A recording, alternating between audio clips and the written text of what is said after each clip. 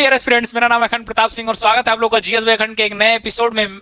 तो इसमें हम लोग बात करेंगे आईपीएस संजीव भट्ट के बारे में। काफी तेज तर्रार आईपीएस इनको माना जाता है, बाकी इनको लेके ओपिनियन काफी अलग है लोगों की। इसमें भी कहीं ना कहीं आप लोग देखेंगे तो लेफ्ट विंग और राइट विंग दो चीजें इसमें आप लोग को दिखेंगी। तो ये है आईपीएस संजीव भट्ट और इनको आप लोगों को बताने की जरूरत भी नहीं है कि ये कौन है। ये है माननीय नरेंद्र मोदी जी और ये हूं मैं। ठीक, तो आइए हम लोग देखते हैं इस पूरे एपिसोड में। यहाँ पे मैं बात करूंगा कुछ एग्जाम पॉइंट ऑफ व्यू से इंपॉर्टेंट चीजें बता दूंगा आप लोगों को और कोशिश करूंगा कि 5 मिनट के अंदर पूरी कहानी आप लोगों को समझा दूं एग्जाम पॉइंट ऑफ व्यू से, और इसमें आपके एग्जाम के लिए क्या इंपॉर्टेंट है ये भी मैं बताने की पूरी कोशिश करूंगा। ओके, तो आइए शुरू करते हैं। तो देखिए, सबसे पहली बात कि संजीव भट्ट के बारे में जान लेते हैं। संजीव भट्ट एक आईपीएस ऑफिसर है। हट जाता हूं भाई, इनको देखो, ये तो मीडिया वाले इनको दिखाई रहे हैं दिन रात, ठीक ना। तो इनको देखो, ये है संजीव भट्ट, ये आईपीएस ऑफिसर है। इनको गुजरात कैडर दिया जाता है और काफी अच्छी रैंक थी, तभी तो इनको आईपीएस मिला। सिंपल सी बात है, ठीक ना। तो गुजरात कैडर के ऑफिसर थे और स्टार्टिंग में इन्होंने एनसीबी नारकोटिक्स कंट्रोल ब्यूरो के साथ काम किया और यहीं से इनकी पूरा मतलब जिंदगी बदल गया, ठीक ना। तो नारकोटिक्स कंट्रोल ब्यूरो एक शब्द आया, तो यहां से कुछ इंपॉर्टेंट चीजें हैं। इस समय एनसीबी ईडी काफी मतलब चर्चा में है, तो एनसीबी से रिलेटेड चीजें जान लो। ये वही एनसीबी है जिसने आर्यन खान और वानखेड़े जी का जो केस था, ठीक ना। तो सबसे पहले बात करें तो narcotics control bureau full form होता है किसका? एनसीबी का, ठीक ना, नारकोटिक्स कंट्रोल ब्यूरो। ओके, और इसके जो हेड है इस समय, कोई हेड का नाम मेरे को एक्चुअली भी याद नहीं आ रहा है, कोई सत्य प्रधान इसी टाइप है। सत्य मतलब उनके नाम में है, तो ऐसे समझ जाना कि एनसीबी जो है वो सत्यता पे चलती है, जो कि सबसे बड़ा झूठ है, ठीक ना।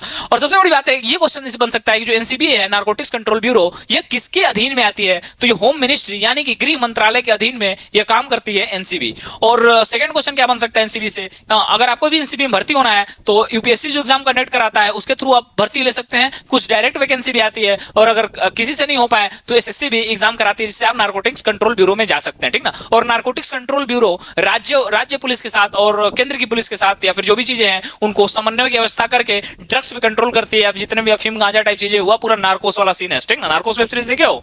नहीं देखे हो तो देख लेना, पाब्लो एस्कोबार की कहानी, काफी जबरदस्त कहानी है, ठीक ना। तो ये सारी चीजें थी। अब मैं बात करता हूं, हाँ, एक और क्वेश्चन बन सकता है कि नारकोटिक्स कंट्रोल ब्यूरो की स्थापना कब हुई थी? तो नारकोटिक्स कंट्रोल ब्यूरो की स्थापना सन 1986 में हुई थी और इसका हेडक्वार्टर दिल्ली में है, न्यू दिल्ली में। और क्या क्वेश्चन बन सकता है? हाँ, ये भी क्वेश्चन है। 1986 काफी इंपॉर्टेंट है, ठीक ना। 1986 में क्या क्या हुआ था, एक बार रिवाइज करना जरा। तो 1986 में सर आप बोलेंगे कि 1986 में नारकोटिक्स कंट्रोल ब्यूरो की स्थापना हुई थी। 1986 में उपभोक्ता संरक्षण अधिनियम आया था। 1986 में पर्यावरण संरक्षण अधिनियम आया था। और 1986 में और क्या क्या हुआ था? 1986 में द्वितीय शिक्षा नीति आई थी। तो पहली शिक्षा नीति कब आई थी? तो 1968 में, और तीसरी कब आई थी? तो 2020 में। इतनी चीजें याद कर लो, ठीक ना। एक बार रिवाइज करा दो। ओके, करा देता हूं। एनसीबी की स्थापना 1986 में हुई थी, इसका हेडक्वार्टर है दिल्ली में, ये होम मिनिस्ट्री के अंतर्गत आता है। 1986 में और भी महत्वपूर्ण घटनाएं हुई थी। अगर 1986 बात करोगे तो 1986 में पर्यावरण संरक्षण अधिनियम आया था, उपभोक्ता संरक्षण अधिनियम आया था, और 1986 में द्वितीय शिक्षा नीति आई थी, पहली शिक्षा नीति आई थी 1968 में, और थर्ड आई थी 2020 में। आ जाओ, ठीक ना। तो सारी चीजें सही चल रही थी। अब इनको पता नहीं कौन सी चुल मचती है कि ये चले जाते हैं सुप्रीम कोर्ट के पास, और सुप्रीम कोर्ट में जाके बोलते हैं कि भैया ये जो 2002 में दंगा हुआ था गुजरात में, उस समय जहां के मुख्यमंत्री थे नरेंद्र मोदी जी, वही सारा दंगा कराए थे, और ये हम लोगों को बोले थे कि भैया जितना गुस्सा उतारना है, भीड़ को उतारना है, तो तुम शांत रहना। मतलब कि जो दो कम्युनिटी में हुई थी, हिंदू और मुस्लिम में, तो ये इन्होंने ये बोला था कि भैया हिंदुओं को इन्होंने छूट दे दिया था कि मुस्लिमों पे जाके जो करना है करो, पुलिस काम नहीं करेगी उसमें। बट अब ये आरोप सत्यापित नहीं हुए पहली बार, ठीक ना। सुप्रीम कोर्ट ने बाइज्जत बरी कर दिया था सबको, ओके। और ये माना था कि जो एलिगेशन है वो सारी झूठ है। क्या सच है ये तो मेरे को नहीं पता, बट इनकी लंका लग गई थी उसी टाइम में, ठीक ना। अब देखो होता क्या है।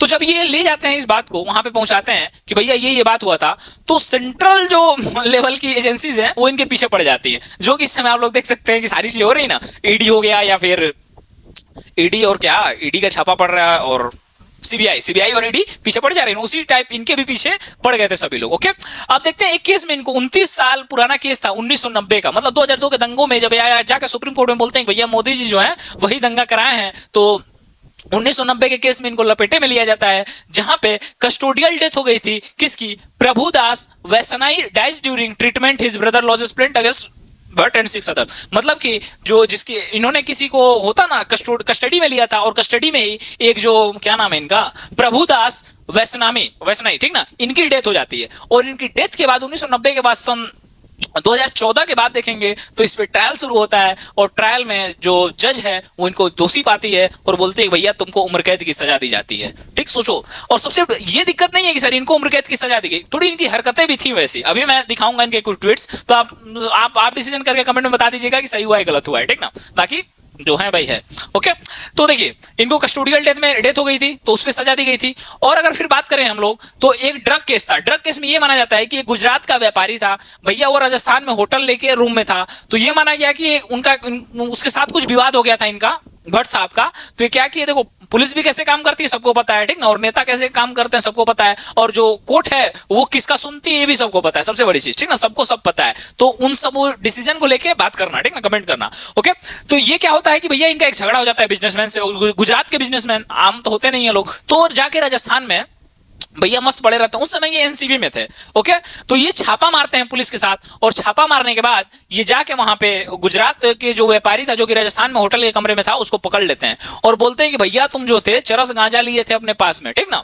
अब भाई ये व्यापारी को उस समय ले जाके जेल में कर देते हैं, बट बाद में उसको बेल मिल जाती है। और जब जांच बैठाई जाती है, जो बोला कि मैं कई साल बाद जांच बैठाई गई, और जब जांच बैठाई गई तो पता चला कि भैया इन्होंने अपने दोस्तों के साथ मिलके उस व्यापारी को फंसाया था झूठे केस में, ठीक ना। ये भी अब क्या सही है क्या गलत है ये मैं जानता हूं ना आप जानते हैं, ठीक ना, बट पुलिस कैसे कार्य करती है, एक व्यापारी कैसे कार्य करता है, एक नेता कैसे काम करता है, ये सबको पता है, ठीक ना। शायद अगर ये 2002 में मुख्यमंत्री जो थे नरेंद्र मोदी जी का ये नाम नहीं लिए रहते तो सभी लोग पता है कि मस्त डीजीपी बने रहते और डीजीपी से रिटायर हो गए रहते, बट भाई पता नहीं क्या चलती यार, सीधे मोदी जी से पंगा ले लिए, ठीक। तो यही सारी चीजें हुई और इनको उम्र कैद दे दिया गया।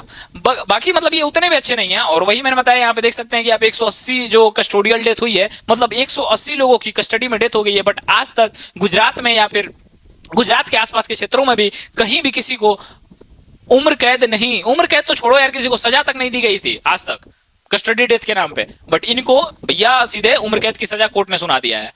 अब देखिए कुछ इनके ट्वीट्स देख लेते हैं, मतलब वही ने बोला कि इतने अच्छे भी नहीं है, इनके ट्वीट्स देखो तुम। मतलब एक आईपीएस ऑफिसर का ऐसा ट्वीट मैंने आज तक नहीं देखा था। मैं भी जब देख रहा था इनका ट्वीट तो थोड़ा सा शॉक हो गया था, ठीक ना। तो आओ थोड़ा सा देखते हैं इनके ट्वीट को। देखिए ये बोल रहे हैं कि that awkward moment when India calls Pakistan a failed state, those who live in glass houses should not throw stones. मतलब ये बोलना चाहते हैं कि भैया जब हम लोग पाकिस्तान को क्रिटिसाइज करते हैं तो उससे पहले हम लोग को अपने देश में भी देख लेना चाहिए कि भारत की स्थिति कितनी बदतर है। वो क्या है, जिनके घर शीशे के होते हैं वो दूसरे घरों में पत्थर नहीं मारा करते। इनके ट्वीट का मतलब ये था। अब देखिए फिर इनका एक ट्वीट आता है, who says Modi becoming the prime minister was a disaster for India, strongly disagree. बोलते हैं कि भैया जो लोग भी बोल रहे हैं कि प्रधानमंत्री नरेंद्र मोदी पीएम बनेंगे या भारत के लिए खतरनाक होगा, मैं उन लोगों से डिसएग्री करता हूं। भैया he is a bloody catastrophe. Catastrophe मतलब क्या होता है, तबाही, ठीक ना। तो ये बोल रहे हैं कि भैया वो पूरे मतलब तबाही होगा, मतलब कि नरेंद्र मोदी जी को ट्वीट करके बोल रहे हैं कि भैया अगर ये प्राइम मिनिस्टर बन गए तो पूरा मतलब खूना खून तबाही हो जाएगा भारत का। अब ये देखिए, is this what the jokers meant by हर हर मोदी घर घर मोदी। टॉयलेट सीट पे मोदी लिखा हुआ है और उसी को ये ट्वीट करते हैं और बोलते हैं कि भैया क्या यही मतलब है घर घर मोदी हर हर मोदी का। अब देखिए इनके ऐसे ट्वीट, एक आईपीएस ऑफिसर के ट्वीट ऐसे आप आज तक नहीं देखा होगा आपने। अब ये देखो फिर संजीव भट्ट का एक ट्वीट आता है, गौरक्षक जी कहाँ हैं घर पे। मतलब ये पूछ रहे हैं कि गौरक्षक जो हैं वो घर पे हैं। बोल रहे नहीं साहब लिंच पे गए। लिंच मतलब यहाँ पे मॉब लिंचिंग को बोला गया। मॉब मतलब होता है भीड़ और लिंचिंग मतलब होता है मारना या फिर हत्या करना। ये रूट वर्ड है लैटिन का। मॉब जहां भी है वहां पे समझ जाएगा कि भीड़ की बात हो रही है, ठीक ना। तो मॉब लिंचिंग में गए मतलब ये गौरक्षकों का मजाक उड़ा रहे हैं यहाँ पे, ठीक ना, कि मॉब लिंचिंग करते हैं टाइप में। तो यही सारे इनके ट्वीट्स थे। बाकी आप बताइए, डिसीजन आपके ऊपर छोड़ता हूँ मैं, कुछ इसमें नहीं बोलूंगा तो विवाद हो जाएगा, ठीक। तो बाकी अब इनको उम्र कैद की सजा दी गई है। शायद अभी इनका पूरा जो है एक करियर, ये डीजीपी बनकर रिटायर हो सकते थे, बट इन्होंने किस मार्ग को चुना मेरे को नहीं पता है। बट शायद इन्होंने सोचा भी नहीं होगा उस समय कि जो नरेंद्र मोदी जी हैं वो भारत के प्रधानमंत्री बनेंगे। ये तो समझ रहे होंगे भैया आईपीएस ऑफिसर हैं हम, गुजरात कैडर में है, डेपुटेशन पे चले जाएंगे, सेंट्रल गवर्नमेंट कोई क्या ही कर लेगा। पर इनको क्या पता कि हर पापा का एक पापा होता है, और नरेंद्र मोदी जी मुख्यमंत्री से प्रधानमंत्री बन गए। अब सेंट्रल भी उनके गवर्नमेंट कंट्रोल में आ गया और स्टेट गवर्नमेंट भी आ गया, और ये प्रभु जी चले गए जेल। बाकी मैं कुछ डिसीजन नहीं बना रहा हूँ इस पर, आप लोगों को भी डिसीजन छोड़ता हूँ। कमेंट बॉक्स में कमेंट करके बताइएगा कि ये सही हुआ है गलत। बाकी best of luck for future. Thank you.